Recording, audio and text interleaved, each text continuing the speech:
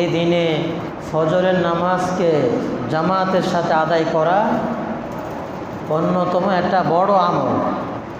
অন্যান্য দিনের ফজরের নামাজ জামাতে আদায় করার চেয়ে এই জুমার দিনে ফজরের নামাজ জামাতে আদায় করা বেশি গুরুত্বপূর্ণ আমল। এই জন্য আমরা সবসময় তো জামাতের সাথে পড়ি, তবে খেয়াল করব যে জুমার দিনের ফজরের নামাজ জামাত থেকে যেন না ছুটে যায়। শুক্রবার দিনের ফজরের নামাজের কেরাত আছে দুইটা ভিন্ন, সূরা সেজদা আছে।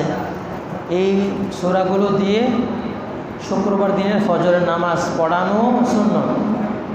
সারাদিন অনেক বেশি পরিমাণে দরুদ পড়া আমরা অবহেলা করে শুক্রবার দিন নষ্ট করি, ভাবি একটু ঘুমানোর দিন, এটা বিশ্রামের দিন।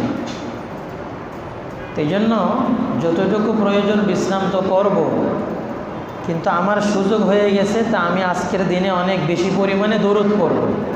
মাগরিবের আজানের আগ পর্যন্ত যত সম্ভব বেশি পরিমাণে রাসূলুল্লাহ সাল্লাল্লাহু আলাইহি ওয়াসাল্লামের শানে দরুদ পাঠ করা। জীবনের আল্লাহ তাআলার কাছে পরকালের লাভ এগুলো তো আছেই, ব্যক্তি জীবনেও মানুষের জীবনেও দরুদের অনেক বড় প্রভাব আছে। এই জন্য আমরা শুক্রবার দিনে অবহেলা না করি ভাই। এখানে আমরা যারা আসছি অনেক বয়স্ক ভাইয়েরাও আছে, জোয়ানরাও আছে, ছোটরাও আছে, সবাই যেন আমল করে। এই আমলটা শুরু হবে বৃহস্পতিবার দিন, মাগরিব থেকে শুরু হয়ে যাবে দরুদের আমল। ঘরের সব সদস্যদেরকে কোলের বাচ্চাটারে নিয়েও দরুদ পাঠ করা, তারে শোনায়া সেই জন্য শুনতে পায়। এরপরে ঘরের ছোট বাচ্চা, ছোট মেয়ে, জামাই, ছেলে মেয়ে, বৌমা যারা আছে সবাইকে স্মরণ করিয়ে দেওয়া যে শোনো মাগরিবের আজান হয়ে গেছে, নামাজের পরে শুক্রবার রাত মানে শুক্রবার শুরু হয়ে গেছে, এবার দরুদ শুরু করো। অন্তত 500-1000 বার জন্য দরুদ হয়ে যায় রাতেই। এটা আমার আপনার জীবনে অনেক কাজে দিবে। এক সাহাবী বলছেন, হে আল্লাহর রাসূল, আমি কতটুক সময় দরুদ পড়ব? 1/3। বলে তুমি যদি তোমার ইচ্ছা হলে পড়ো, আরও বেশি পড়তে পারো। আমি 2/3। বলে তোমার ইচ্ছা। বলে অর্ধেক। বলে তোমার ইচ্ছা। তো সাহাবী বলছে, তা আমি সারাদিনে দরুদ পড়ব। রাসূল বললেন, নির্ভরযোগ্য হাদিস, যদি তুমি এই আমল করো তাহলে আখেরাতের হিসাবে আখেরাতের আমলের লাভ এগুলো তো আছেই। দুনিয়ারে যত যন্ত্রণা, যত সমস্যা, পেরেশানি, দুশ্চিন্তা, এই দরুদের কারণে আল্লাহ তোমার জন্য যথেষ্ট হয়ে যাবে। এই দরুদ তোমার এই সব সমস্যা, দুশ্চিন্তাকে দূর করবে। এই জন্য যারা আমাদের মধ্যে যারা মনে করেন অনেক জটিল কঠিন পেরেশানিতে আছেন, আপনি এই আমলটা বিশ্বাসের সাথে করে দেখেন। ইনশাআল্লাহ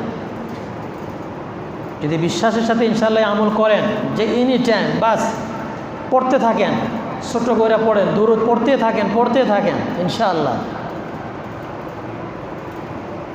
বড় কোনো ভয়, দুশ্চিন্তা, পেরেশানিতে আসি, ইনশাআল্লাহ আল্লাহ দূর করে দেবে।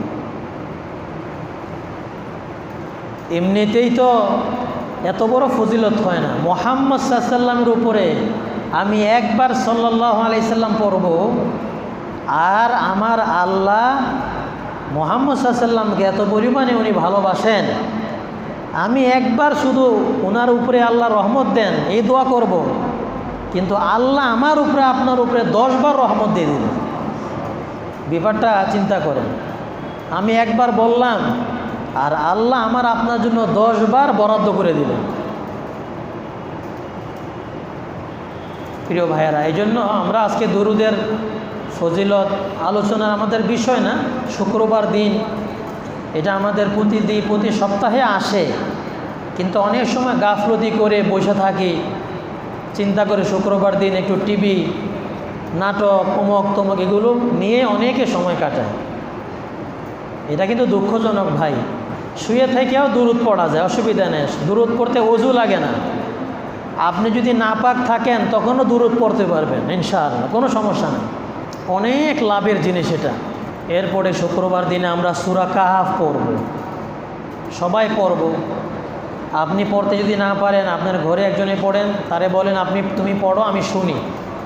সূরা কাহাফটা অবশ্যই পড়ব। এভাবে দান সদাকা বেশি পরিমাণে করব। আবার আসরের পর থেকে বিশেষ করে মাগরিব পর্যন্ত সময়টা অন্য কোনো কাজে ব্যবহার না করে একেবারে আল্লাহ তাআলার জিকির স্মরণে কাটানো এবং বিশেষ ওই সময় দোয়া করা। আগামী শুক্রবার নাও তো পাইতে পারেন। এই সময় বান্দা আল্লাহর কাছে যা চাবে দোয়া অবশ্যই তার কবুল হবে। এরপরে যে জুমার আগে তো আমরা কিছু আমল করি, ভালোভাবে গোসল করা, পাক পবিত্র হওয়া, সুগন্ধি ব্যবহার করা, মেসওয়াক করা, ভালো কাপড় পরা, আগে আগে মসজিদে আসা এবং আগে মসজিদে এসে ইমামের কথাগুলো শোনা, খুতবা ভালোভাবে শোনা, আগে আগে আসা। কারণ ফেরেশতারা নেকি লিখতে থাকে। খুতবা শুরু হয়ে গেলে তখন ফেরেশতারা ওই যে খাতা বন্ধ করে দেয়, লেখা বাদ। এবার কেউ আসলে তার জন্য আর সওয়াব লেখা হয় না, খাতা বন্ধ করে দিয়ে ফেরেশতারা খুতবা শুনতে শুরু করে।